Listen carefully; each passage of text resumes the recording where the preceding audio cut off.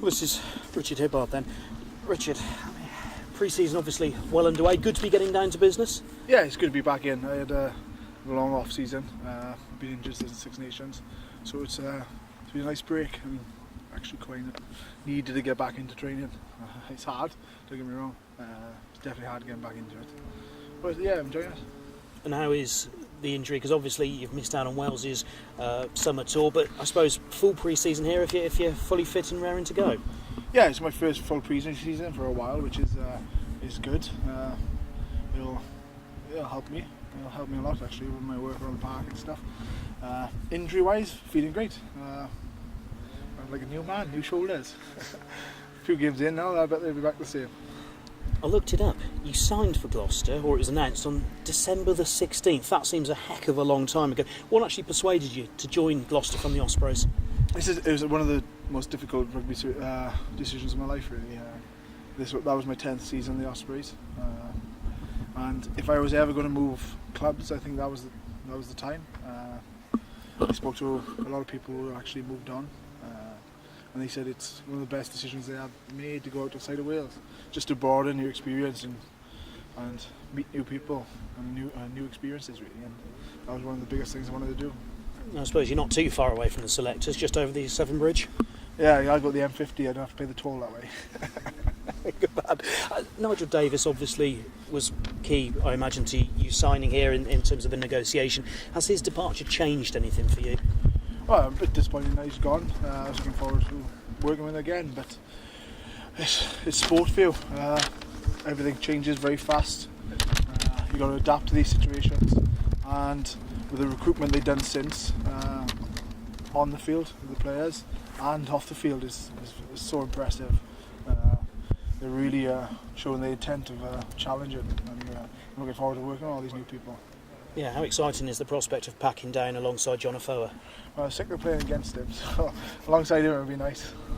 And just in terms of the quality of people here, James Hook obviously you know very well from Wales and the Ospreys. I mean, just what can Gloucester achieve this season, or is it too early to be talking about that? No, I think where do you look? With the squad they assembled, with the good youngsters they got here as well, which like the likes of James and John will bring through and help out along the way, and I think we'll achieve well. Definitely can't write us off like last year, and it's going to be a good season. Obviously not in the top European competition. How much of a miss is that for you? Well, it is a big miss. I would like to be in the top tier, but I think with the group we got in the competition, I think we really can push on in that, and it's a guaranteed seed next year if we win it. And I suppose actually, does it free up a little bit more for a title challenge in the Premiership maybe? Well, I think we're going to go for everything. I don't think we're going to take any competitions easy, and I think with the squad size we got and the quality, I think we should be challenging league, cup, a lot. I was talking to Trevor Woodman last week about how exciting it was to be working with you, and he said, well, the first thing I've got to do with people like you and John Afoa is keep them world class. That must just be music to your ears. I don't want to go that far. I think he's been very kind there, but yeah, well, I mean, it's like anything. If you with a coach for so long, things become the norm. So once you start working with new people, you learn little new tricks. You learn loads of little different things. They look at things different, and they help you develop as a player. And it doesn't matter if you're starting off at 18 or finish off at 33. You still can pick up new tricks and new things to improve your game.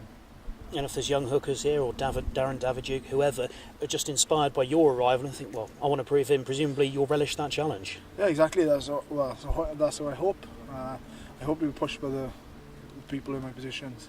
And Darren's a quality player. You got Lecky, who's also signed, and he's a bit of an animal.